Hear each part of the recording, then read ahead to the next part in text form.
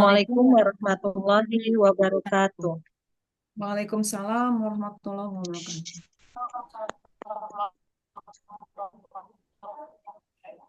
Alhamdulillahirrabbilalamin. Puji syukur kehadirat Allah Subhanahu wa Ta'ala. Hari ini kita bisa bertemu Alhamdulillahirrabbilalamin. kembali Puji dalam syukur kehadirat kegiatan Allah Subhanahu wa webinar Ta'ala. Hari ini pengawas kita bisa brilian bertemu kembali Kabupaten dalam Bogor. kegiatan webinar pengawas Hari ini brilian adalah kegiatan Kabupaten kita kedua Bogor di di bulan bulan Oktober. Oktober. Sebentar. Bentar.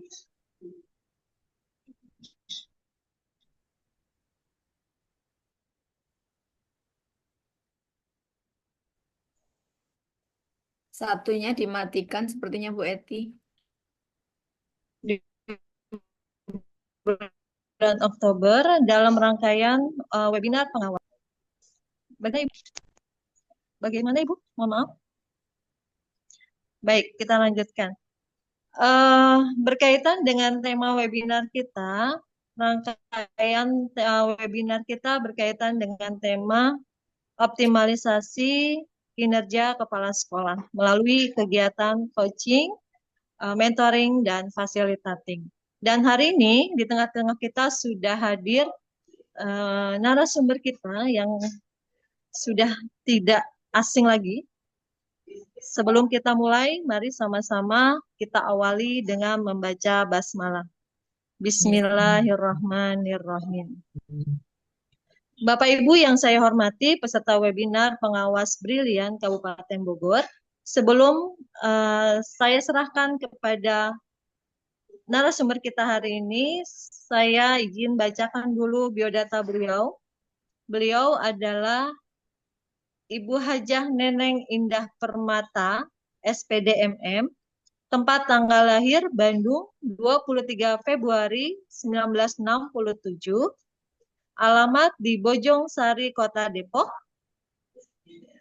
Beliau saat ini sebagai pengawas mata pelajaran seni budaya, riwayat pendidikan SD di Cijerah 5 Bandung, SMPN 5 Bandung, SMA Negeri 9 Bandung, S1 di IKIP Seni Musik, S2-nya di STIMA IMI Jakarta, riwayat jabatan kedinasan, pernah bertugas menjadi guru SMPN 1 Dramaga, di SMPN 1 Ciseeng, kemudian di SMPN 1 Parung.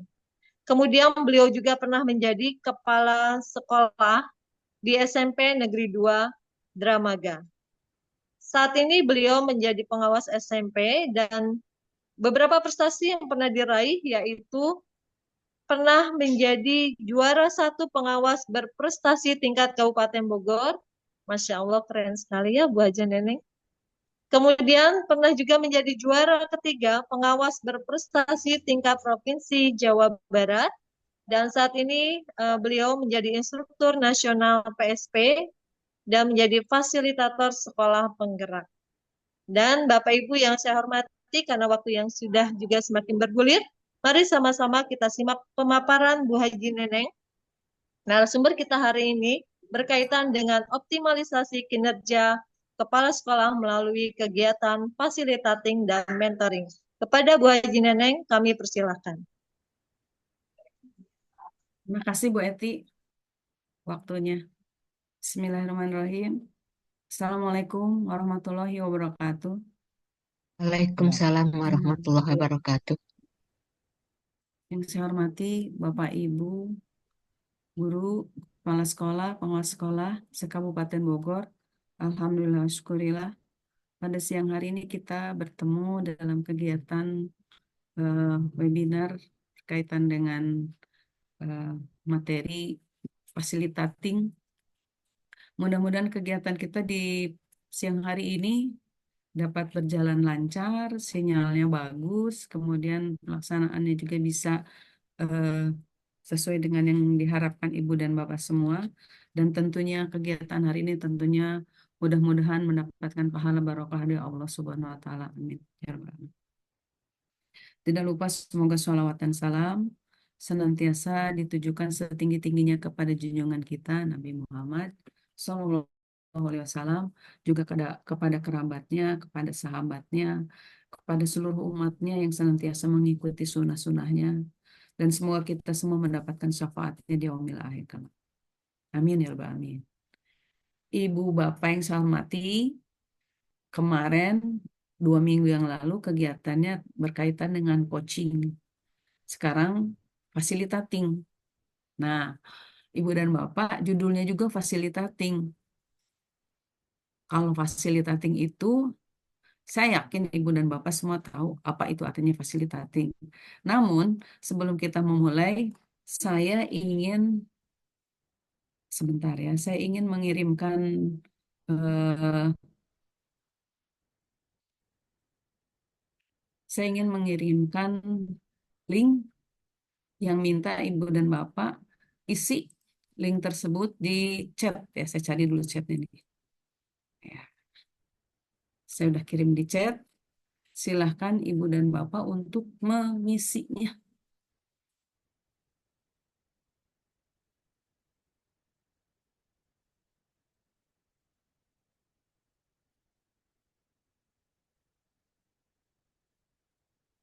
Sudah ada Ibu Bapak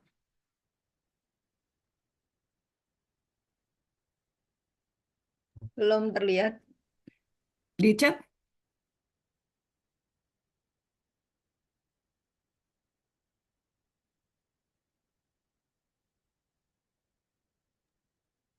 Silakan Bapak Ibu, Bu Haji Neneng sudah mengirim link.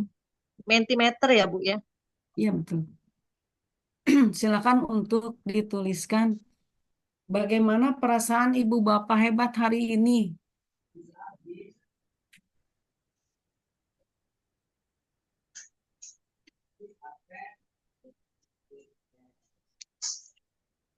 Baik, jawab baik ya. Saya merasa bahagia, Alhamdulillah saya juga bahagia.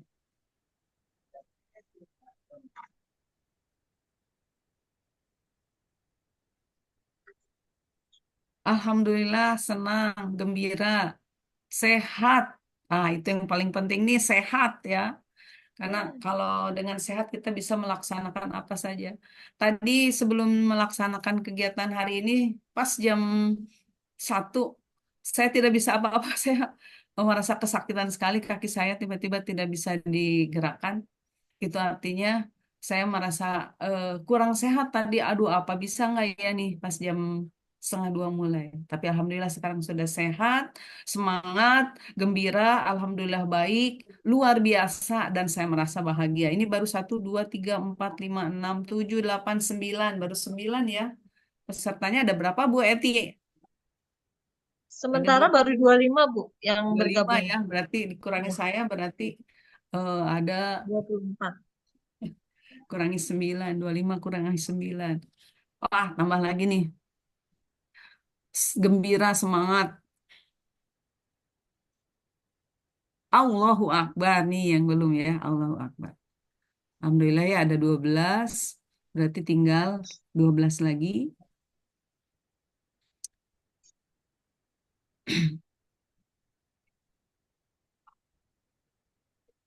Cukup ya Ibu dan Bapak ya.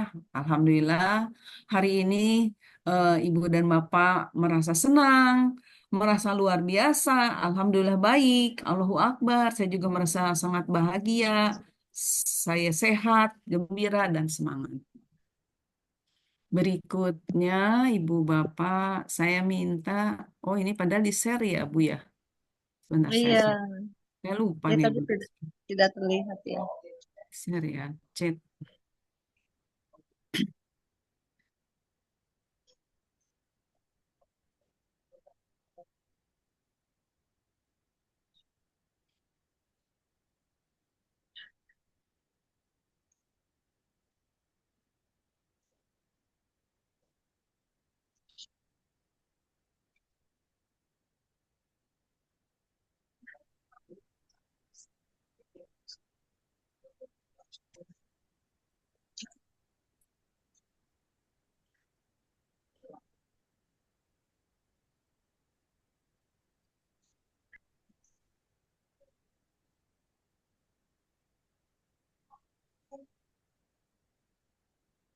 Berikutnya yang kedua, Ibu Bapak,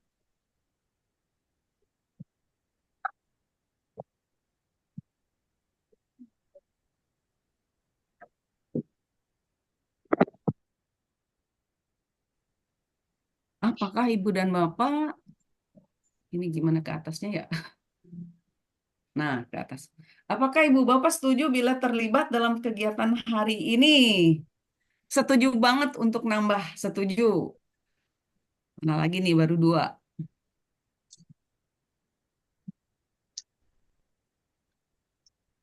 Setuju. Setuju, Bu. Oke. Setuju banget. Satu, dua, tiga, empat, lima, enam. Tujuh. Tujuh orang ya. Dari 25. 8 orang. Setuju banget. 9.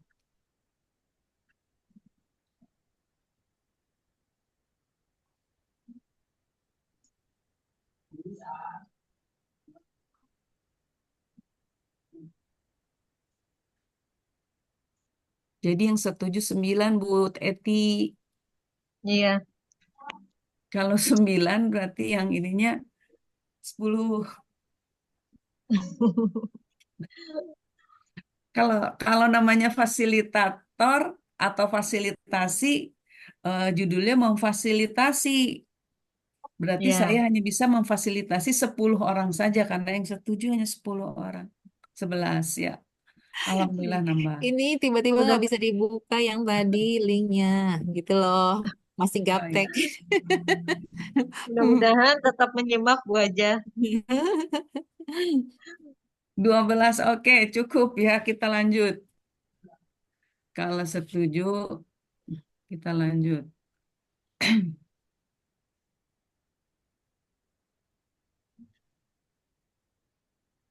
Ah, ternyata salah nih harusnya bukan yang ini. Sebentar.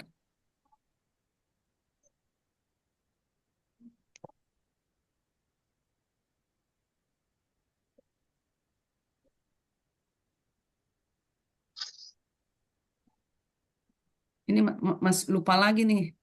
Baru baru buka lagi Mentimeter jadi lupa lagi.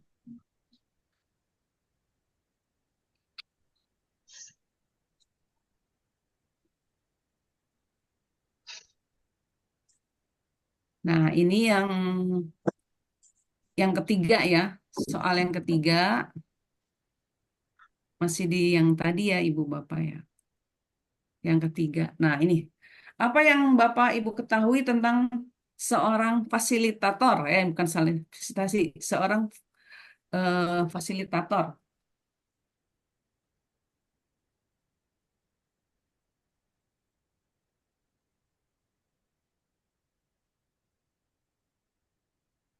atau bisa juga apa yang Ibu Bapak ketahui tentang fasilitasi gitu ya, nggak pakai seorang ya.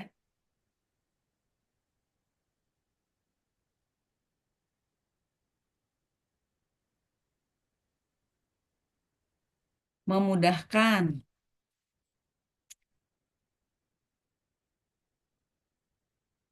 membantu,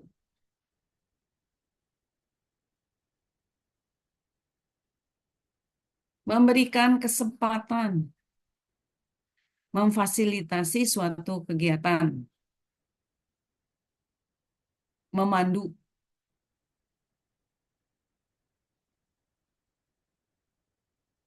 memberikan kesempatan, memudahkan, membantu, melayani,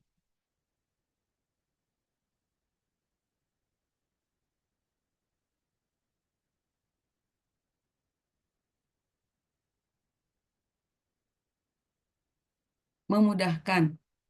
Mana ya tadi? Memberi kesempatan, melayani, memandu, membantu, memandu kelompok. Nah, ini yang belum kebaca nih, memandu kelompok.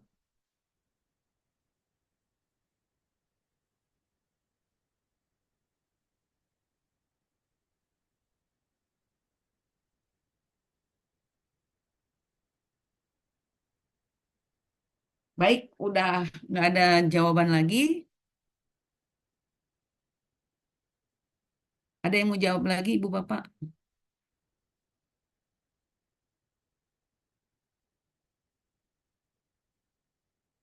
Baik, kalau tidak ada, nah apa yang tadi sudah disampaikan oleh Ibu dan Bapak ada memandu, ada melayani, ada apa namanya, eh, memudahkan. Nah, tadi kan Ibu dan Bapak udah menyampaikan ya fasilitas. Sekarang saya ingin mendengar pengalaman Ibu dan Bapak berkaitan dengan fasilitator, Ibu Bapak sebagai fasilitator atau apa yang sudah Ibu dan Bapak lakukan dalam memfasilitasi sebagai guru kepada peserta didiknya, sebagai kepala sekolah kepada guru-gurunya, sebagai pengawas sekolah kepada teman-teman di kepengawasan. Silakan, ada yang mau berbagi pengalaman di sini, saya eh, persilakan. Siapa dulu yang mau memulai?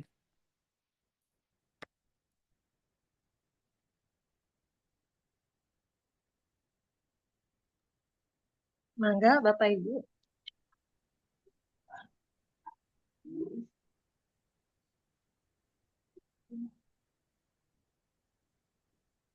Berbagi pengalaman. Ya, Bu Haja. Iya, berbagi pengalaman. Kan judulnya fasilitasi. Saya tuh Iya. hanya sebagai fasilitator. Sebagai fasilitator, Bu Eti ya. Jadi yang namanya Iya. fasilitator itu tadi udah disampaikan oleh Ibu dan Bapak sendiri. Berarti Ibu dan Bapak udah tahu nih tentang apa itu fasilitasi tersebut. Fasilitasi kan memberikan fasilitas kalau misalnya itu ya. Fasilitasnya apa? Fasilitasnya dalam sebuah pertemuan ini kita memberikan pelayanan kepada teman-teman untuk saling berbagi dan bercerita gitu ya. Bercerita tentang pengalaman yang sudah dialami oleh teman-teman semua. Dan yang namanya fasilitasi itu bukan untuk mengajari, karena Ibu dan Bapak juga sudah ada paparan tentang ini gitu ya. Tapi juga bisa jadi memang belum tahu, tapi bisa dari apa yang sudah dilakukan itu bisa sebetulnya Ibu dan Bapak sudah tahu gitu ya. Jadi kita ini sedang belajar atau sedang belajar bersama-sama. Saya dengan Ibu Bapak, saya bukan untuk menggurui ya, kan kita sama-sama belajar. Nah, makanya saya ingin dengar pengalaman dari Ibu dan Bapak berkaitan dengan fasilitasi atau Bapak Ibu telah memfasilitasi teman-teman di sekolah sebagai guru kepada peserta didiknya, sebagai kepala sekolah kepada guru-gurunya, sebagai pengawas kepada eh, kepala sekolah atau guru-guru. Silakan, siapa yang akan berbagi pengalaman tentang fasilitas? Fasilitasi, fasilitasi. Bu Aini, silakan Bu Aini. Mau coba?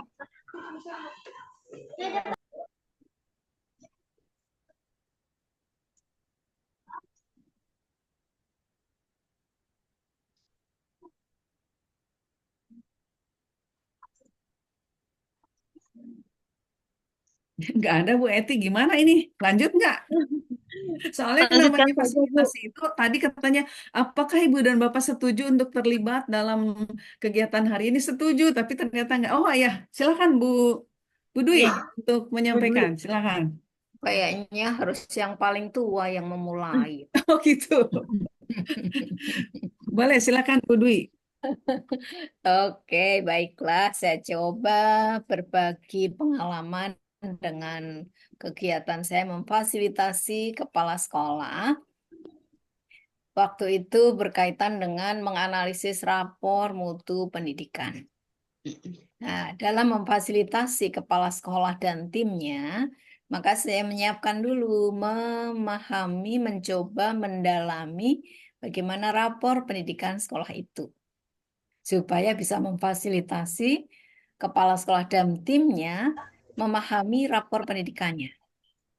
Juga setelah saya memahami rapor pendidikan sekolah yang akan saya fasilitasi, saya juga mengkomunikasikan, koordinasikan jadwalnya kapan, Pak, Bu, kita bisa ketemu gitu ya, untuk mendiskusikan, untuk membahas rapor pendidikan.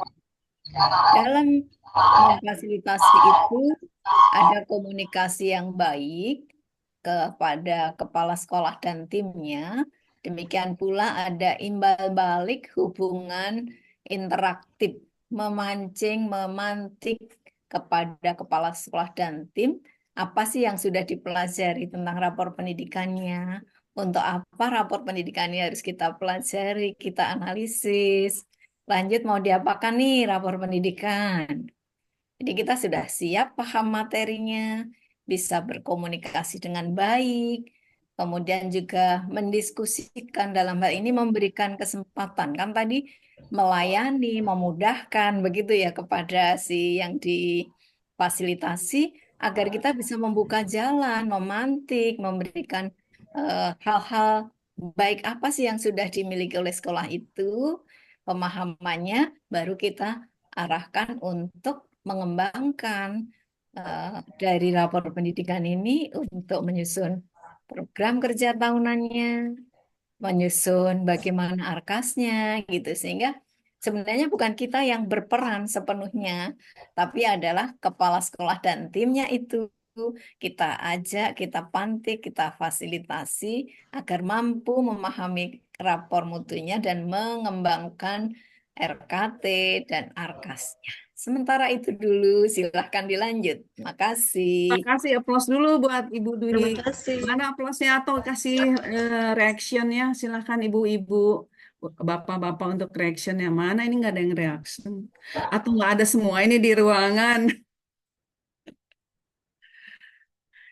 Terima kasih Bu Heni ini reactionnya dengan Pak Furkon. Berikutnya, oh Bu Sri Maimana, Ibu Iswatun juga. Terima kasih reaksinya untuk Ibu Dwi. Oh iya Bu Bayu juga. Baik, berikutnya eh, dari kepala sekolah boleh Bapak Ibu yang jadi kepala sekolah untuk menyampaikan eh, fasilitasi yang sudah dilakukan oleh kepala sekolah kepada eh, guru-guru atau kepada siswa. Silakan.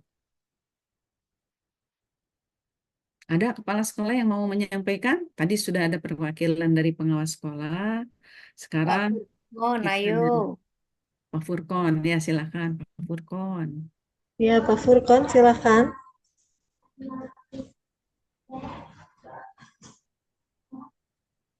Sepertinya masih malu-malu, Bu Haja.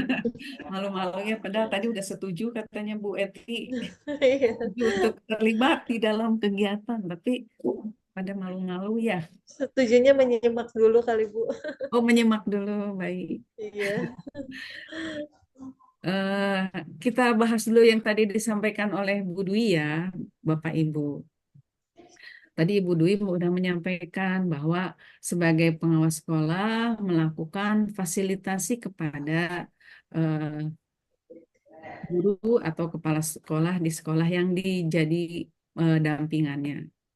Jadi yang pertama kepada sekolah atau kepada guru dan kepala sekolahnya, Bu Dwi sebagai pengawas sekolah meminta untuk Bapak Ibu gurunya, Bapak kepala sekolahnya untuk memahami raport pendidikan sekolahnya tersebut agar sebagai pengawas sekolah bisa memfasilitasi apa yang ingin dicapai oleh guru atau kepala sekolah tersebut. Jadi kepala sekolah harus memahami, harus mengunduh dulu, harus melakukan mengeksplor dulu supaya ketika apa yang ingin dilakukan pengawas sekolahnya bisa memfasilitasinya. Kemudian mengkomunikasikan tadi disampaikan jadwalnya kapan kira-kira eh, bisa diskusi tentang rapot pendidikan gitu ya supaya kita eh, waktunya pas karena yang namanya pengawas sekolah biasanya waktunya eh, apa banyak kegiatan ya, bukan hanya sebagai pengawas saja tapi ada kegiatan lain sehingga kita betul-betul harus menetapkan waktu supaya kita bisa berkomunikasi dengan sekolah dengan jadwal yang sudah ditentukan tadi.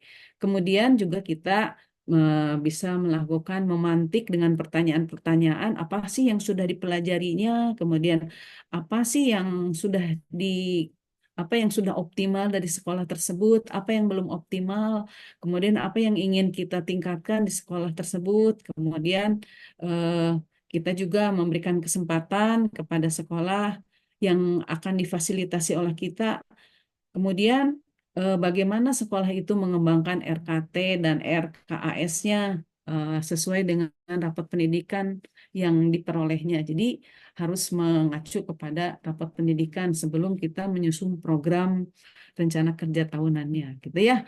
Jadi salah satu eh, teknik seorang fasilitator adalah salah satunya adalah mengulang kembali, ya, mengulang kembali apa yang disampaikan oleh teman-teman peserta, gitu ya. Jadi eh, supaya jelas apabila misalkan apakah betul begitu apa yang saya tadi sampaikan, Ibu Dwi.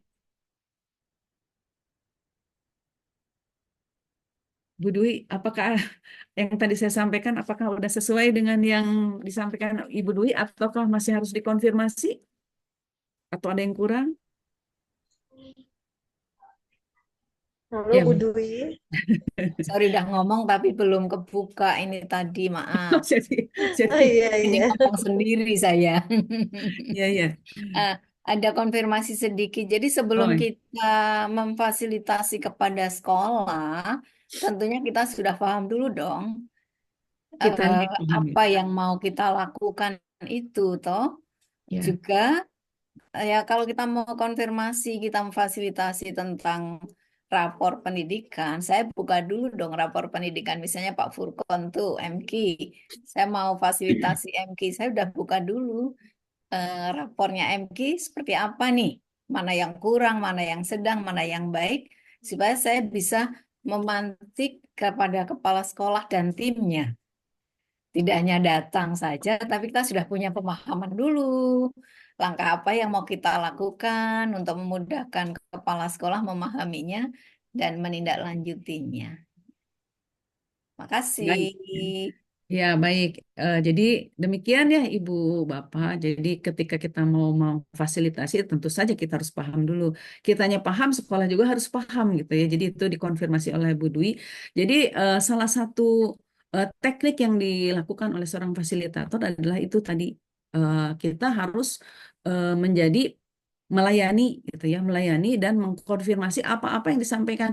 Jadi bukan namanya juga fasilitator.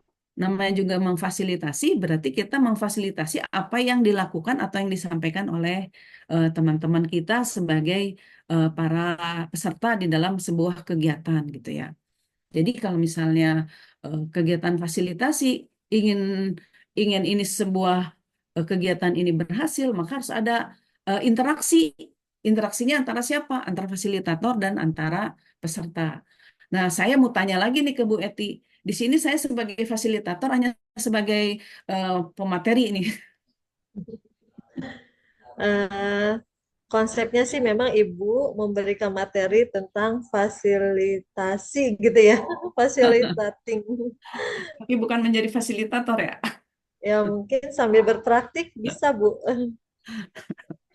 Ya, jadi eh, intinya seperti itu. Yang pertama adalah kita memberikan kesempatan kepada peserta untuk mengungkapkan apa yang ingin disampaikan. Dan ada interaksi antara peserta dengan eh, fasilitatornya.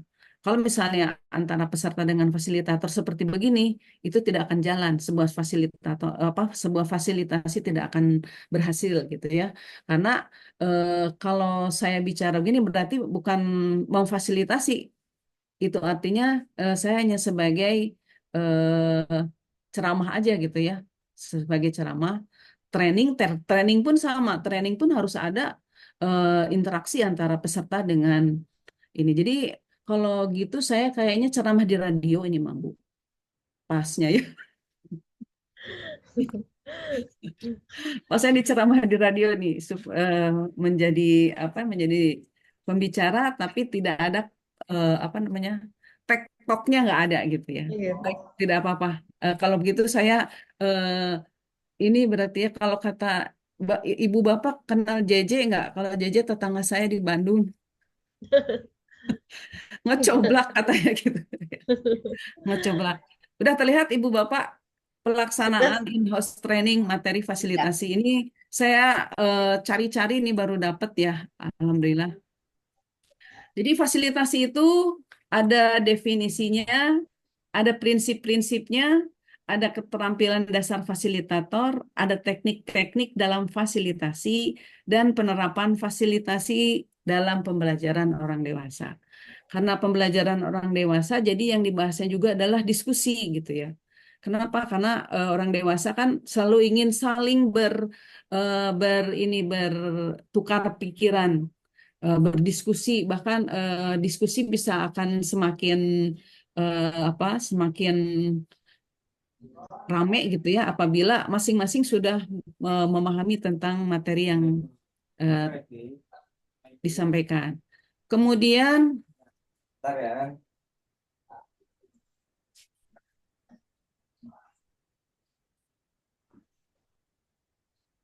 sebentar, ini kenapa gini ya? Ya, ini definisinya. Fasilitasi berasal dari bahasa Latin fasil yang artinya mudah dilakukan. Tadi sudah disampaikan oleh Ibu Bapak bahwa salah satunya adalah mudah. Sehingga dapat dikatakan bahwa fasilitasi merupakan suatu seni dan ilmu untuk membuat suatu proses menjadi lebih mudah. Fasilitator dalam sebuah pelatihan bertugas untuk mempermudah orang mendapatkan ilmu dengan cara dan prinsip yang dipercaya oleh andragogi atau pembelajaran orang dewasa. Prinsipnya yang pertama adalah kesiapan.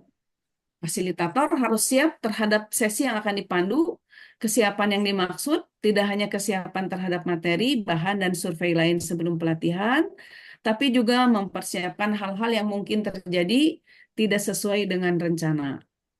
Kemudian dua, kejelasan. Penting bagi fasilitator memiliki kejelasan dalam setiap proses pelatihan, seperti apa tujuan pelatihan, bagaimana peserta dapat mencapai tujuan pelatihan, dan bagaimana peran fasilitator dalam mengoptimalkan proses yang memungkinkan peserta dapat mengambil keputusan dan mengambil kesimpulan dan keputusan.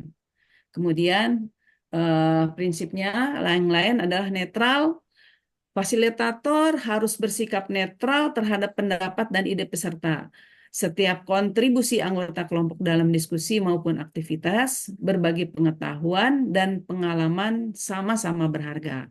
Yang keempat, fasilitasi sebenarnya adalah proses pengelolaan pengetahuan, di mana setiap orang yang terlibat dalam kegiatan pelatihan atau lokakarya memiliki pengetahuan, pengalaman, dan budaya yang ingin dibagikan kepada yang lain. Itu tadi ya, sebetulnya kita berbagi. Alhamdulillah tadi ada perwakilan dari Bu Dwi. Kemudian fasilitator harus memiliki strategi yang melimpah untuk memandu sebuah pelatihan. Prinsip ini mengharuskan fasilitator untuk terus belajar tentang strategi dan teknik fasilitasi. Setiap proses fasilitasi harus dapat menumbuhkan pengetahuan dan pengalaman setiap orang yang terlibat, baik fasilitator maupun peserta, serta dapat memaksimalkan sumber daya yang dimiliki. Yang ketujuh, Rule of Seven. Yang dimaksud dalam prinsip ini adalah maksimal jumlah instruksi, langkah ataupun aturan yang disampaikan oleh fasilitator adalah 7. Apabila instruksi atau langkah aturan yang disampaikan lebih dari 7, sulit bagi peserta untuk mengingatnya. Berikutnya, keterampilan dasar fasilitator, keterampilan bertanya. Pertanyaan merupakan salah satu media pokok seorang fasilitator. Fasilitator akan dapat memancing peserta untuk berpikir dan mengeluarkan gagasannya melalui pertanyaan. Keterampilan merancang proses. Fasilitator harus memiliki keterampilan dalam menentukan proses dan metode efektif, termaksud di dalamnya mengupayakan partisipasi aktif seluruh peserta dengan mempertimbangkan konteks budaya, norma, keberagaman, serta gaya berpikir dan gaya belajar yang berbeda-beda untuk mencapai hasil dan dampak fasilitasi dengan kualitas yang tinggi sesuai dengan tujuan yang diharapkan. Berikutnya adalah keterampilan mendengar aktif. Keterampilan ini menjadi fundamental karena agar fasilitator dapat mendengarkan pendapat peserta secara seksama dan fasilitasi menjadi lebih efektif. Selain itu, dengan mendengar aktif, fasilitator menunjukkan rasa toleransi terhadap beragam gaya komunikasi peserta, sehingga peserta merasa dihargai. Keterampilan melakukan observasi. Keterampilan ini adalah bagaimana fasilitator dalam melakukan pengamatan terhadap reaksi peserta selama proses fasilitasi, seperti apakah peserta sudah mulai bosan, kurang tertarik, atau reaksi lain dari peserta terhadap proses fasilitasi. Seperti sekarang ini nih kayaknya tidak tertarik nih dengan kegiatannya ya. Tekniknya, yang pertama memparapasingkan kembali. Parapasing ini adalah untuk memvalidasi pendapat yang disampaikan oleh peserta.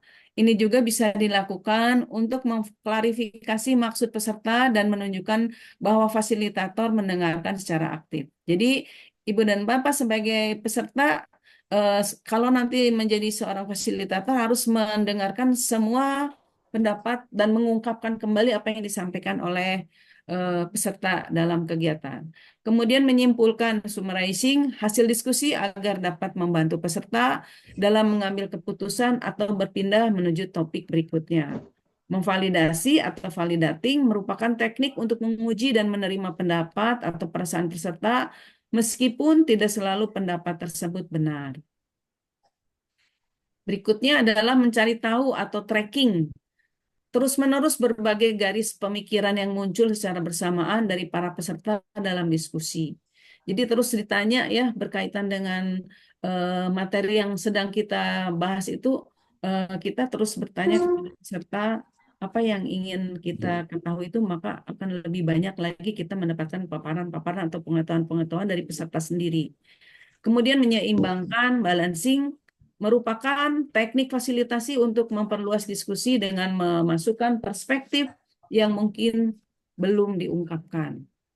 Mendorong encouraging merupakan seni untuk mengajak orang berpartisipasi tanpa menunjuk orang tertentu agar berbicara.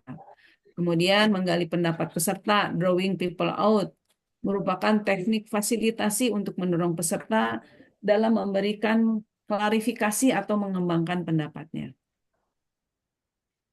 Berikutnya, mengatur peserta secara bergantian berbicara atau stacking, sehingga peserta mengetahui bahwa setiap orang memiliki kesempatan untuk berbicara. Dengan demikian, peserta akan lebih sabar dan fokus dalam mendengarkan serta menghargai orang lain yang sedang berbicara. Berikutnya adalah mendengarkan atau listening. Merupakan teknik yang fundamental karena melalui teknik ini, fasilitator dapat mengetahui ide-ide yang dikemukakan peserta. Yang ke-10, melakukan jeda atau intentional silence selama beberapa detik untuk memberikan waktu tenang kepada peserta sehingga dapat menemukan apa yang dikatakannya. Berikutnya, memberi ruang atau making space untuk orang-orang yang pendiam dengan memberikan pesan sebelumnya berupa, jika Anda tidak ingin berbicara sekarang, tidak apa-apa, tapi jika ingin berbicara, inilah kesempatannya. Jadi terutama Ibu dan Bapak yang malu-malu gitu ya untuk berbicara boleh, atau bisa memulai dari sekarang supaya lebih berani gitu ya dalam berbicara. Berikutnya, mengakui perasaan peserta atau acknowledge sebagai cara untuk berkomunikasi yang tampak melalui tingkah laku, bahasa, nada suara, atau ekspresi wajah. Bisa Ibu dan Bapak mengangguk misalnya. Oh iya ya, bisa sambil senyum gitu, badannya digerakkan itu bisa dilakukan oleh Ibu dan Bapak untuk komunikasi secara menggunakan ini tubuh ya, bahasa tubuh. Kemudian empathizing, itu bahasanya gimana ya? Empathizing adalah teknik untuk memahami perasaan orang lain. Itu adalah teknik-teknik dalam memfasilitasi kegiatan pelatihan. Nah, penerapan fasilitasi dalam pembelajaran orang dewasa, apakah orang belajar dengan cara yang sama? Ya atau tidak, bagaimana membuat peserta memahami apa yang mereka pelajari. Ada visualisasi, interaksi, ada partisipasi. Nah, di sini ada sebuah gambar. Di gambar tersebut, ketika orang belajar cukup mendengar, itu hanya 20%, melihat 30%, mendengar dan melihat 50%, mengekspresikan diri 70%, dan mengalami 90%. Mungkin sebagai contoh ya, Ibu dan Bapak, kalau misalnya Ibu dan Bapak mendengar saja itu tadi kan hanya 20%. Tapi kalau saya ambil contoh misalnya kita sedang mengajar materi, kita sedang mengajar misalnya sebuah materi perubahan zat warna. Dalam perubahan zat warna itu ketika kita meminta anak untuk mendengarkan materi tentang perubahan zat warna. Guru menjelaskan tentang perubahan zat warna bahwa anak-anak apabila kembang teleng dimasukkan ke dalam air bening biasa maka tidak akan terjadi perubahan warna. Tapi kalau dimasukkan ke dalam air Sprite maka akan terjadi perubahan warna. Perubahan warna itu terjadi karena ada unsur-unsur kimia di dalam di dalam air Sprite, ada zat-zat tertentu yang membuat air menjadi berwarna. Kemudian itu disampaikannya hanya melalui ceramah saja. Di situ peserta didik hanya cukup mendengarkan apa yang disampaikan oleh guru. Tapi ketika peserta didiknya diminta untuk besok pelajaran IPA, besok ibu anak-anak membawa air ya, air bening, bawa gelas, bawa Sprite, nanti kita minum Sprite bersama-sama, kemudian bawa kembang teleng. Kemudian setelah itu peserta didik sebelum eh, dijelaskan atau mempraktekkan bagaimana caranya, peserta didik diminta untuk melihat dulu tontonan video berupa perubahan warna yang terjadi tadi. Ada dua gelas, satunya isinya air putih biasa, yang satunya isinya bukan tentang, isinya air Sprite. Kemudian kedua gelas itu dimasukkan kembang teleng. Kemudian terjadi perubahan warna yang gelas yang berisi air. Setelah anak itu menonton, itu kan melihat tuh berarti udah mendengar 20, melihat jadi 30. Kemudian mendengar dan melihat itu udah langsung mendengar dan melihat karena videonya didengar dan dilihat 50%. Kemudian dia diminta oleh gurunya untuk menyampaikan apa yang ditonton tadi, itu juga sudah mengekspresikan diri. Kemudian selanjutnya adalah gurunya meminta anak-anak untuk mempraktekkan apa yang tadi ditontonnya. Setelah mereka mempraktekkan, maka sebentar. Setelah mereka mempraktekkan apa yang ditontonnya tadi, anak-anak memasukkan kembang telang ke air bening dan memasukkan kembang teleng ke air yang berisi air Sprite. Ternyata terjadi perubahan zat warna di Sprite, sedangkan di air biasa tidak terjadi perubahan warna. Di sini anak mengalami, kalau berdasarkan teori kurikulum merdeka, yaitu teori konstruktivisme, bahwa pemahaman itu ada di level yang sangat tertinggi, karena pemahaman itu diambil dari pengalaman nyata yang dilakukan. Dalam hal ini pengalaman anak-anak dalam mempraktekkan memasukkan kembang telang ke dalam air Sprite dan air bening. Dia bisa melihat, mengalami, kemudian dia bisa menceritakan kembali. Maka pemahaman dari yang dialami oleh dia bisa sampai 90%. Kapanpun dia ketika ditanya, dia akan bisa menceritakan kembali. Itu namanya teori konstruktivisme. Tapi ketika tadi anak-anak hanya mendengar saja, itu hanya ada di level pemahaman di level 2 dari taksonomi belum memahaminya ya. Itu jadi pemahaman ini untuk peserta didik. Tapi kalau untuk orang dewasa berbeda lagi ya. Kalau orang dewasa mah hanya dengan mendengar pun biasanya lebih cepat memahami ya. Karena orang dewasa lebih banyak pengalamannya. Karena sudah mengalami, otomatis hanya mendengar pun pasti sudah biasa, sudah terdengar. Jadi bedanya itu orang dewasa dengan anak-anak ya. Kemudian partisipasi kesepakatan belajar, penghargaan atas pengetahuan yang dimiliki. Jadi Ibu dan Bapak, ketika kita menyampaikan pembelajaran atau fasilitasi, upayakan ada menggunakan berbagai macam media gitu ya, supaya media yang kita sajikan itu adalah salah satunya untuk memper apa namanya memperkuat eh, pemahaman Ibu peserta balik ya, dalam kira kegiatan. kembali. Ya, Bu, salah satu contohnya ini tadi ya. Ada yang pakai Jamboard, ada yang pakai kertas biasa, jadi tidak harus pakai Kasih. ada pakai Mentimeter ya, seperti barusan.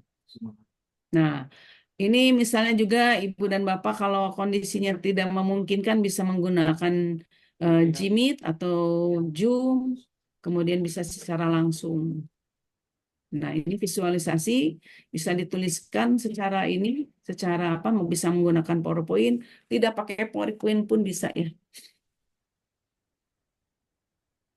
Jadi Ibu dan Bapak untuk fasilitasi ini, memfasilitasi itu adalah memberdayakan, sama dengan coaching, memberdayakan ya potensi dari kepala sekolah atau dari guru supaya potensi mereka itu tumbuh gitu ya dengan melalui coaching. Fasilitasi pun sama. Memfasilitasi adalah memberdayakan kelompok dan individu termasuk menggunakan sumber daya yang tersedia di antara peserta dalam belajar untuk mendapatkan pembelajaran.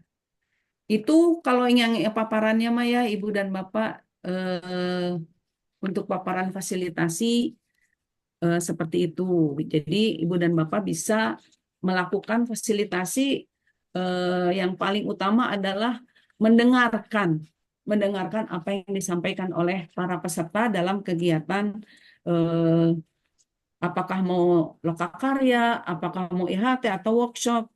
Nah, kalau kalau ingin menjadi seorang fasilitator yang baik, maka harus menjaga bahwa ibu dan bapak dalam kelompok itu harus tetap fokus dan tujuannya mau seperti apa. Kemudian juga kita membantu kelompok agar arah yang kita tempuh itu sampai ke tujuannya kita, misalkan tujuan kita dalam melaksanakan menjadi pemateri dalam kegiatan ini, tujuan akhirnya seperti apa gitu.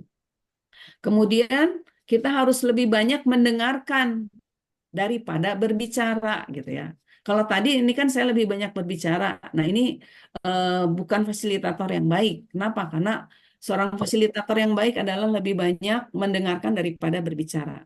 Kemudian dapat tadi udah juga disampaikan dapat apa yang berbeda-beda gaya belajarnya ya kalau guru ya. Jadi bisa menyesuaikan dengan gaya belajar yang berbeda-beda. Jadi kalau anaknya misalnya ketika anak itu senangnya menggambar, ibu dan bapak ya ketika anak memahami, ketika menjawab pertanyaan-pertanyaan dia menggunakan gambar. Tapi ketika dia bisa menjelaskan pemahaman tentang materi yang dituliskan, dia paham ya tidak apa-apa. Itu namanya eh, menyesuaikan dengan gaya belajar peserta didik. Kemudian jangan lupa Ibu dan Bapak mendorong supaya semua orang berpartisipasi dalam kegiatan lokakarya ini. Misalnya ketika kita membentuk sebuah kelompok, kelompoknya ada 5 gitu misalkan. Ya lima-limanya anak tersebut diminta untuk berbicara gitu ya. Jangan sampai begini yang sering kalau saya kemarin beberapa kali ini saya melakukan apa akreditasi di sebuah sekolah, di beberapa sekolah. Ketika saya datang ke sana itu eh, kelompok gitu ya, anak-anak memang dikelompokkan, tapi ketika paparan hanya satu yang maju gitu. Nah, ini diharapkan kalau sebagai guru jangan hanya satu yang maju, biarkan semua anak itu eh, apa namanya diberikan difasilitasi untuk berbicara semua supaya mereka tumbuh rasa percaya dirinya sehingga kemandiriannya pun akan muncul karena dia sudah terbiasa dengan berbicara. Kemudian jangan lupa memberi semangat kepada teman-teman ya ketika sedang ini. Dan yang terakhir harus disimpulkan.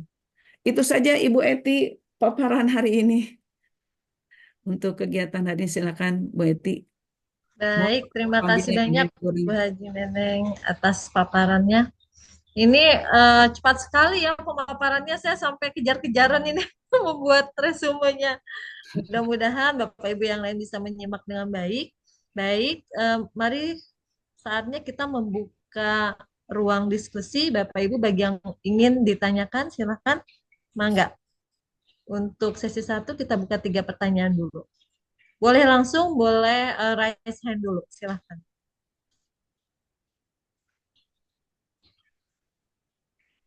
Kalau saya yang nanya boleh nggak ya Bu? Nanti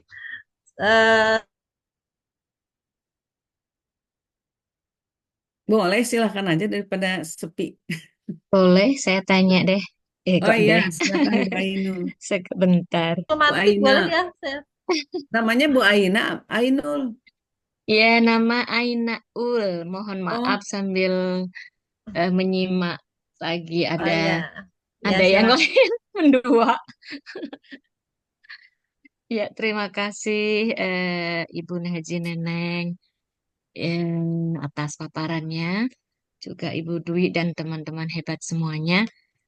Izinkan bertanya, kadang di dalam pelaksanaan ya, ketika kita melaksanakan tugas kepengawasan, terus terang saya lebih seringnya ke coaching. Nah, lebih familiar gitu ya dengan coaching. Sebenarnya kan ada beberapa hal ya yang selain coaching pada tipe-tipe satuan pendidikan yang tertentu yang memiliki kapasitas tinggi, kemudian memiliki kemampuan yang berdaya dan sebagainya kan sebenarnya itu lebih tepat fasilitating kalau saya nggak salah. Nah, tapi kadang kita apa ya seakan-akan saya bukan kita. Saya seakan-akan belum terlalu familiar dengan fasilitating, lebih sering menggunakan coaching. Ya mohon bisa dibedakan Ibu terutama yang mohon contohnya yang prinsipal, yang prinsip sebenarnya kapan kita perlu menggunakan coaching, kapan fasilitating, dan bagaimana teknik yang memberi batas yang jelas bahwa ini loh untuk sekolah yang memang berdaya, yang memiliki kapasitas yang tinggi misalnya, tepatnya kan fasilitating. Nah, apa hal-hal yang kita lakukan kepada sekolah tersebut? Karena selama ini memang prakteknya lebih sering ke coaching. Terima kasih Ibu Haji Neneng. iya, baik. Mungkin sebelum saya menyampaikan, ada Ibu dan Bapak yang ingin menjawab.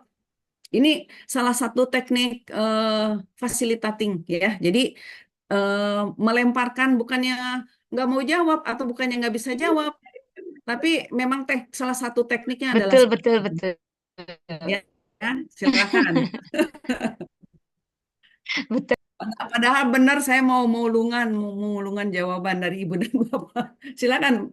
Ada yang mau menyampaikan yang disampaikan Ibu Ainaul bahwa tadi disampaikan bahwa bagaimana nih anak sekolahnya sudah berdaya, sumber dayanya udah bagus, segalanya sudah lengkap. Eh, yang mana nih? Apakah coaching, apakah fasilitating? Silakan Ibu Bapak. Ya, silakan Ibu Bapak yang punya pendapat berkaitan dengan pertanyaan Bu Aina.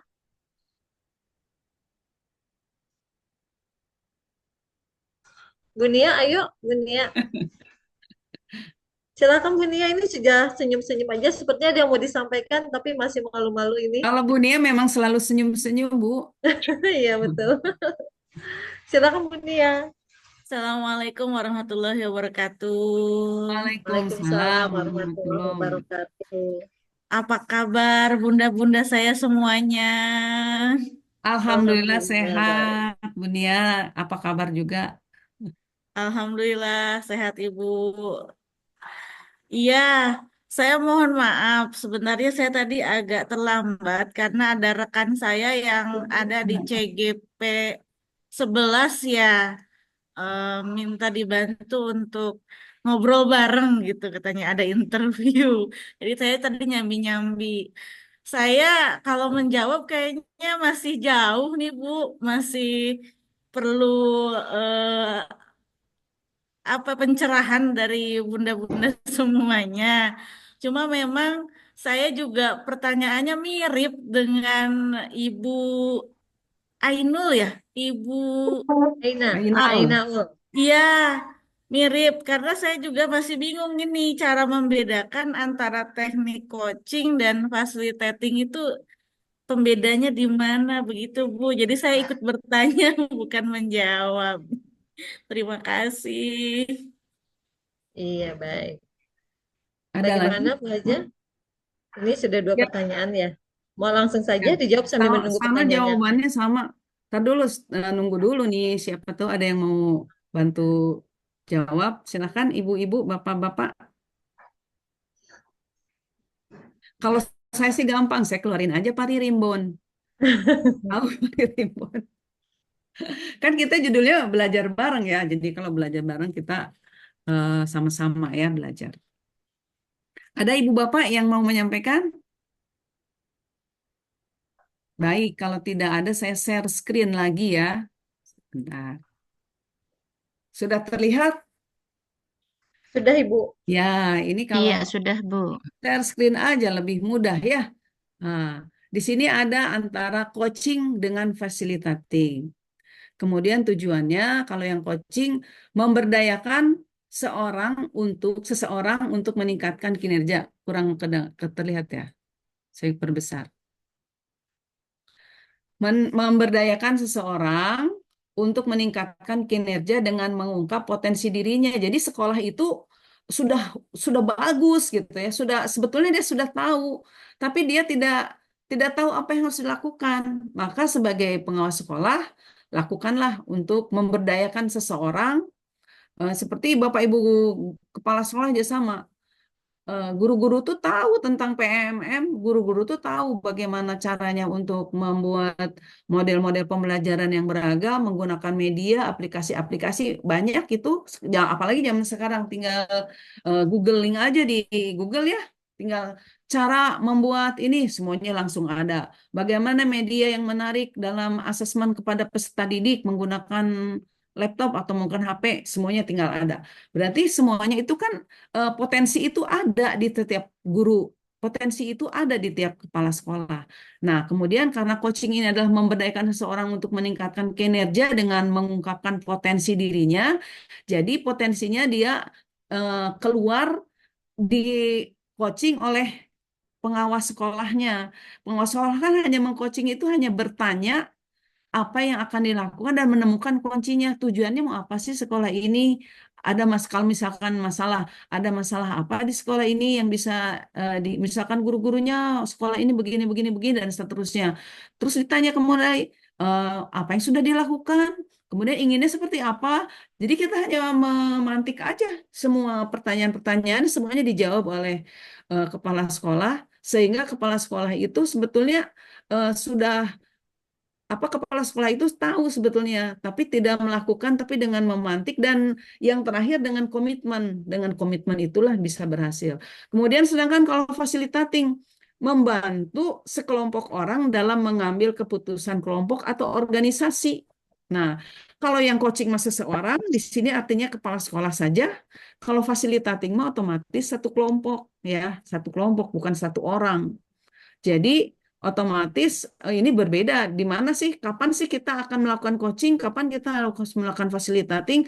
Kita akan coaching ketika kita ingin bertanya atau ingin mengetahui kondisi sekolah. Kita lihat kondisi sekolah sekarang apa, kondisi ke depannya inginnya seperti apa nih kepala sekolah, apa yang ingin dilakukannya, kemudian dengan langkah-langkah apa yang ingin dilakukannya, kemudian komitmennya seperti apa gitu ya. Jadi kepala sekolahnya. Kemudian kepala sekolah ini kalau untuk masalah-masalah yang berkaitan dengan seperti tadi Bu Dwi bilang rapot pendidikan. Kalau rapot pendidikan, kalau ini eh, perlu coaching, berarti kepala sekolahnya dulu. Nah, setelah kepala sekolahnya, fasilitating ke semua guru. PMM juga sama. Misalkan kualitas pembelajaran di coaching itu, di coaching, di rapot pendidikan itu kualitas pembelajarannya rendah. Itu artinya kepala pengawas sekolahnya mengcoaching. Ini rapot pendidikannya bagaimana ya, Ibu? Oh, saya punya masalah nih di rapot pendidikan di kualitas pembelajaran. Guru-guru di sekolah kami ini mengalami penurunan. Kenapa? Karena nilainya merah gitu ya, kata kata kepala sekolahnya. Kira-kira supaya meningkat tidak menjadi merah, apa yang harus dilakukan? Kemudian kata kepala sekolahnya, sepertinya saya harus melakukan workshop nih Bu berkaitan dengan model-model pembelajaran kata kepala sekolahnya. Oh, jadi menurut Ibu kalau yang misalnya berhasil itu seperti apa? Guru-guru yang sudah menguasai model-model pembelajaran seperti apa? Ya mengajarnya itu berdiferensiasi, menggunakan media yang sesuai dengan tujuan pembelajaran, kemudian juga menggunakan IT dan lain sebagainya lah diceritakan. Kalau menurut Ibu seperti itu, kualitas guru itu kira-kira apakah itu bisa dilakukan? Bisa insya Allah dengan workshop katanya. kira-kira workshop itu akan dilakukannya kapan? Itu kan namanya coaching. Nah, ketika workshop, Iya, betul. di sinilah fasilitating. Itu. Jadi bedanya ke sana ya Berarti, arahnya fasilita. oke, oke. Kalau fasilitang kelompok, kalau coaching per orang. Itu aja cukup kayaknya ya Bu ya. Berarti intinya kalau kita misalnya kayak tadi workshop gitu itu adalah sebuah fasilitating gitu ya Iya, kepada satuan pendidikan. Jadi kalau kita selama ini atau saya selama ini kepada kepala sekolah atau kepada personal berarti sudah tepat ya coaching itu ya Bu ya. ya kalau ke personal bisa coaching. Tergantung Bu, kalau Iya, misalnya Ibu apa namanya? Misalnya Ibu kepala sekolahnya itu tidak berdaya, maksudnya tidak berdaya, ininya iya kurang. kalau tidak berdaya apa tuh mentoring ya atau training gitu ya. Ya itu barusan ada di situ. Baca Ibu sebagai pengawas Iya, sekolah. tapi kita lebih Baik. sering ke coaching ya memang prakteknya. Iya. Ya memang jadi gini, di awal di awal kita sebagai seorang pengawas kepada sekolah itu kita melakukannya adalah coaching semuanya. Iya, betul. Nah, Mm-mm. setelah kita coaching, ternyata oh ini ada yang perlu difasilitating, ini perlu ada yang dikonsulting, ini perlu ada yang di mentoring. Jadi beda-beda tergantung kondisi sekolahnya ketika kita wawancara dengan mereka. Setelah kita coaching nih, ternyata oh tiap-tiap orang ini Tindak beda lanjutannya Bu ya. eh, ininya perlakuan oleh kitanya, Mm-mm. ya sikap apa itu ya Bu. Ya, siap. Hatur nuhun. Itu Bu Eti.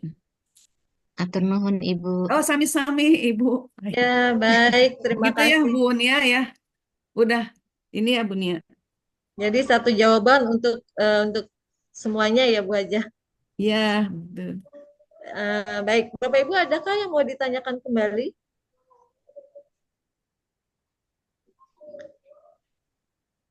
Kalau saya boleh Bu bertanya sedikit saja Bu. Tadi Boleh saya banyak juga. tadi saya membuat resume. Ada beberapa teknik dalam fasilitating. Pertanyaannya, adakah kriteria Bu? Misalnya kita sedang menghadapi kondisi seperti ini, lalu fasilitatingnya model ini gitu. Itu kan tadi ada tidak salah ada 13 atau 14 teknik 13. gitu ya. Ya. Itu ada nggak Bu kriterianya seperti itu? Misalnya kan tadi ada yang apa sih bergantian menyampaikan pendapat atau cari tahu begitu ya. Ya, mungkin ada kriteria misalnya kondisi begini bagusnya fasilitatingnya model ini gitu loh Bu aja. Ya, Bagaimana? baik. Kan ini apa namanya kegiatan webinar ya. Kalau kegiatan webinar itu lebih cenderung kepada pendengar aktif, pendengar pasif ya, pendengar pasif. Tapi kalau facilitating itu kita biasanya ada di sekolah, kemudian di sana ada kelompok-kelompok, setiap apa namanya setiap peserta itu dibagi beberapa kelompok, bentuknya workshop dan mendapatkan hasil gitu. Itu facilitating biasanya ya. Jadi, tapi kalau misalnya kondisi seperti ini kita hanya cukup dengan ceramah saja karena ini bukan kegiatan untuk facilitating. Ini bentuknya webinar. Webinar itu cukup pemateri aja yang menyampaikan gitu. Jadi tidak tidak terjadi komunikasi tanya jawab bisa terjadi karena kalau yang namanya webinar kebanyakan orang itu cukup untuk ikut serta dan saya mendapatkan sertifikat. Nah itu, jadi tujuan dari awalnya bukan untuk memperdalam pemahaman. Jadi kalau misalnya ingin supaya bagaimana ya supaya pemaparan webinar ini menarik, maka judulnya yang harus lebih bagus gitu. Misalnya, bagaimana cara membuat apa teknik-teknik media aplikasi apa yang bisa untuk menjadikan pembelajaran di kelas menyenangkan itu. Jadi aplikasi-aplikasi jadi menarik untuk diikuti. Itu jadi salah satu triknya supaya webinar itu banyak terjadi komunikasi antara pemateri dengan pesertanya. Tapi kalau untuk materi yang seperti ini mah pasti eh, akan seperti begini. Jadi kalau sebuah organisasi ingin mengadakan sebuah webinar yang bisa banyak pesertanya dan hidup, maka lakukannya itu tadi, menggunakan aplikasi yang lagi booming sekarang gitu. Misalnya nih, eh, cara cara ini pakai kayak misalkan kalau Kahoot mah udah biasa ya. Di sana ada 30 jenis permainan untuk menjawab pertanyaan-pertanyaan yang bisa dilakukan oleh guru kepada Ada. murid-murid. Nah, jadi itu Itu yang bisa bisa juga pakai kita ini tuh, pakai Oh, Pak Dadan? Oh iya. gitu ya Bu Eti ya. Jadi supaya menarik, silakan dibuat webinar yang yang ini yang apa namanya yang teknologi gitu, pakai teknologi ya. Itu aja Bu. Iya, Bu Haja. Terima kasih banyak. Ya, ini kita nanti juga butuh masukan dari Bu Haja nih. Kelanjutannya untuk tema-tema berikutnya di webinar pengawas brilian nih apa nih? Kita tunggu masukannya Bu Haja ya. Nanti kita diskusi di belakang layar. Baik. Siap. Hmm. Apakah ada yang mau ditanyakan kembali Bapak Ibu? Oh ya, saya mengingatkan kembali di belakang layar tadi sebelum kita mulai Bu Haja Neneng menyampaikan bahwa kita minta waktu dipercepat ya Bu. Jam 3. Ya, Apakah jadi jam 3 kita selesai? insya Karena Allah Bu Haja, sudah azan. karena Bu Haja memang ada kegiatan yang lain, jadi mohon Dan maaf mungkin kegiatan yang lain Bu, sudah waktunya azan tidak boleh kalau kecuali kalau istirahat dulu, kita sholat, kita ya. mulai lagi saya siap. Tapi kalau misalnya sudah tidak ada pertanyaan, kayaknya cukup gitu. Kebetulan Baik. juga ya. Iya, kita masih punya waktu 9 menit dari sampai ke jam 15. Baik, Bapak Ibu, adakah yang mau ditanyakan kembali? Pak Indra? Halo Pak Indra? Pak Indra. Baik, Bu Haji Neneng tadi jadi kalau kita eh, begini, ini kan dari teknik. Jadi kalau misalnya kita dalam tatap muka bertemu dengan kepala sekolah atau guru-guru, itu bisa teknik apa aja? Kita mau melakukan fasilitating, terus tekniknya apa saja bisa ya secara bergantian, tidak mengambil salah satu teknik aja begitu ya. Tadi kan ada 13 ya. Kalau Ya, kita tatap muka bisa semua teknik kita lakukan bersamaan pada satu iya, momen gitu. Boleh betul. ya, bisa ya. Betul ya. Hmm. Bisa dilakukan semua bersama-sama karena kan kita otomatis kita ada di situ. Kita ada di situ otomatis tadi yang disampaikan akan keluar gitu, bertanya bahwa kita mendengarkan itu sama dengan coaching, kita mendengarkan apa yang disampaikan. Baik, Kemudian ini Ibu, mohon maaf ada pertanyaan di room chat dari Bunda Dwi. Kalau dilihat sisi efektivitas, hasilnya teknik mana Bu yang paling tepat dari 13 teknik ini ya? Tuh. mendengarkan aktif, yang paling ini mendengarkan aktif. Kan kalau kita sudah mendengarkan aktif, otomatis kita bisa memparafasingkan kembali. Udah dua tuh. Kemudian kita akan bertanya. Bertanyanya apa? Bertanya dengan apa yang sudah disampaikan tadi. Kita kan sudah mendengar. Jadi otomatis itu apa namanya akan saling saling mengikuti, semuanya akan keluar gitu teknik tadi ketika kita mendengarkan. Setelah kita mendengarkan, otomatis kan kita mengulang kembali memparafasing tadi. Setelah memparafasing, kemudian kita akan bertanya. Setelah bertanya, kita akan menggali, bertanya lagi, gitu. Jadi ketiga belasnya ini otomatis akan ini kan apa akan terulang kembali semuanya gitu ya. Jadi bukan hanya satu dua tiga tekniknya itu akan menjadi satu kesatuan gitu Bu Eti ya. Siap, Ibu. Ya, demikian Bunda Dwi tadi yang bertanya. Jadi ke-13 teknik ini satu kesatuan. Dalam satu momen bisa saja bergantian teknik itu semuanya kita jalankan ya Bu ya untuk mencapai efektivitas hasil gitu ya Bu ya. Iya. Baik. Mangga Bapak Ibu yang lain yang masih mungkin ada mengganjal tentang facilitating, memfasilitasi. Ini sebenarnya kata-kata memfasilitasi, facilitating itu familiar ya, familiar kita Sederhana sering ya. mendengar gitu. Tapi kadang-kadang itu tadi dalam penerapannya kita jadi ini facilitating atau mentoring atau coaching gitu ya dalam penyerapannya. Dalam coaching bisa masuk facilitating, bisa masuk mentoring, ya itu mungkin yang perlu kita terus-menerus belajar ya Bu ya, memahami lebih dalam tentang ketiga pendekatan ini. Jadi kalau misalnya kita Hmm. fasilitating kan kita membantu sekelompok orang untuk Ya, untuk tujuan-tujuan tertentu gitu. Itu kok namanya fasilitating, memfasilitasi, membantu. Tapi kalau bantu. coaching memberdayakan gitu. Memberdayakan tuh dalam arti sekolah tuh udah berdaya, tinggal kita potensinya kita bangunkan kembali gitu apa yang dia sudah tahu gitu. Kemudian kalau training kan otomatis semua mengajarkan kayak guru ngajar ke murid gitu pakai Ya, strategi tertentu. Kalau mentoring, ya biasanya ditambah dengan memberikan saran dan contoh-contoh. Kita kan punya pengalaman nih, kita bisa apa namanya bisa dijadikan contohnya bisa kita sendiri atau bisa orang lain.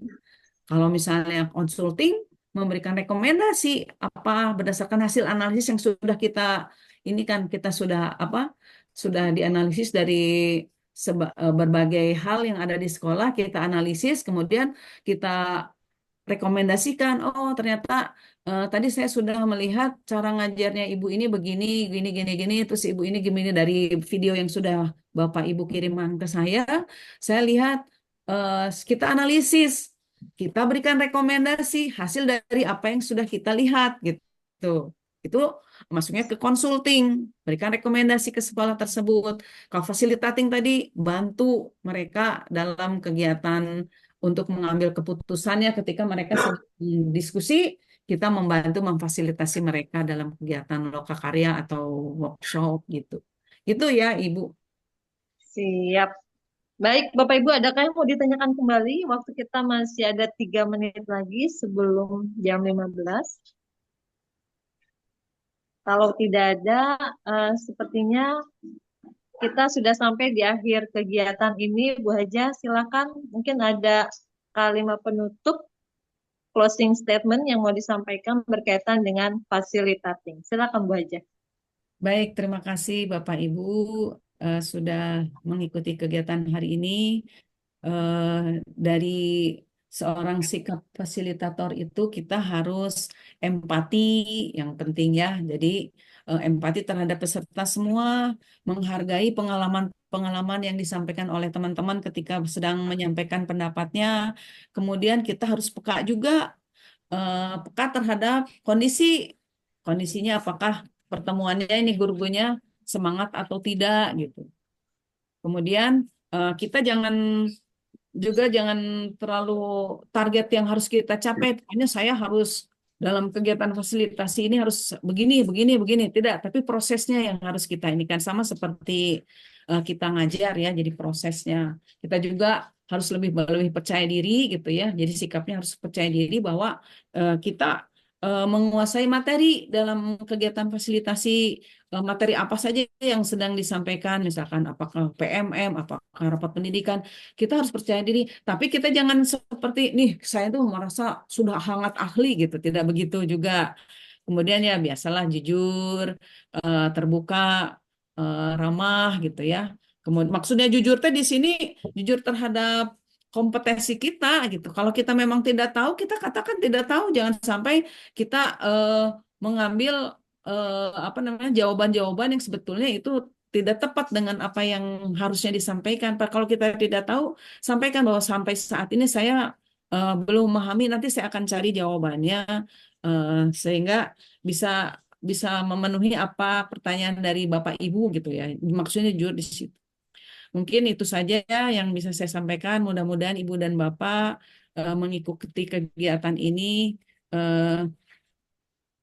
ada manfaatnya dan tentunya yang paling utama adalah penuh barokah dari Allah Subhanahu wa taala dan pertemuan ini bisa berjalan terus dari hari ke hari dan bisa sukses terus untuk pengawas SMP Dinas Pendidikan Kabupaten Bogor.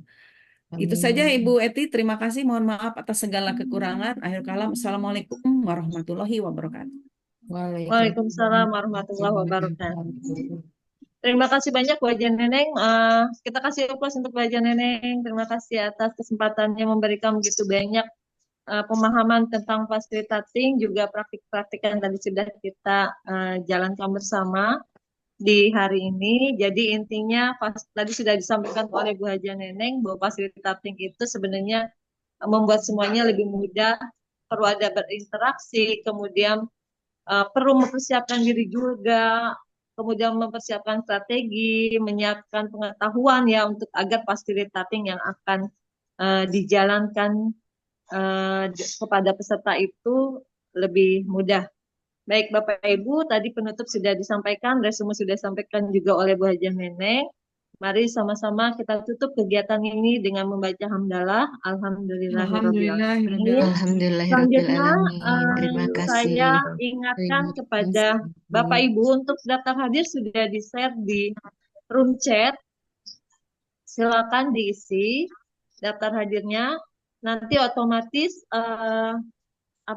sertifikat akan masuk ke email Bapak Ibu. Baik, bagi yang belum mengisi daftar hadir, segera mengisi daftar hadir di room chat, sudah di-share oleh Bu Artini, dan itu akan otomatis sertifikatnya akan dikirim ke email. Saya sebagai moderator hari ini mohon maaf atas segala kehilapan, atas segala kekurangan tadi karena ada kendala-kendala teknis. Terima kasih atas perhatian Bapak Ibu. Semoga kita akan bertemu kembali pada kesempatan webinar di kegiatan selanjutnya. Wassalamualaikum Amin. Terima warahmatullahi kasih. wabarakatuh. Waalaikumsalam warahmatullahi wabarakatuh. Terima Terima kasih Bapak kasih Ibu. Ibu. Silakan yang belum isi daftar hadir, enggak. Kasih. Izin live ya. Makasih Ya, banyak terima ya. kasih. Izin live ya Bu, Bapak Ibu semua. Assalamualaikum.